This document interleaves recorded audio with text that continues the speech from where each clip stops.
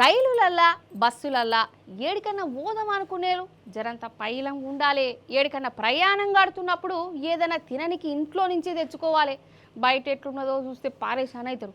కావాలంటే రైల్వే స్టేషన్లో సమోసాలు అమ్ముతున్న ఈ అన్న ఎట్లున్నాడో ఒక్కసారి మీరే చూడాలి. బయట ఏమైనా తినాలంటే పానం గజ్జుమంటున్నది. ఏది అసలు ఏది నకిలినో గింత కూడా తెలుస్తలేదు. గట్లుంది మరి బయట పని. అందుకే ఏదైనా తినేటప్పుడు ఒకటికి 2 సార్లు ఆలోచించాలని పెద్దలు ఉత్తగానే చెప్పలేదు. బయట నూనె కల్తీ, పాల కల్తీ, ఆఖరికి పండ్లు దోముకునే పౌడర్ కూడా కల్తీనే.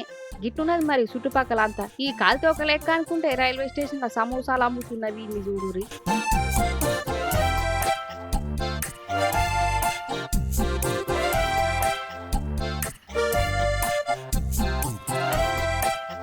ఆయన కాలు తినే సమోసాల కాలు పెట్టి ఏం మనిషి అసలు అర్థమయ్యే అయితే లేదు. కాకపోతే ఏందులా తినే దాంట్లో కాలు పెట్టడం ఏంది అసలు? వీడు మనిషినా లేకపోతే ఇంకేమన్నా ఘటనే ఉన్నది కదా వీని పని చూస్తుంటే. అందుకే బయట ఏదైనా తినేటప్పుడు 1-2 సార్లు ఆలోచించుర్రి.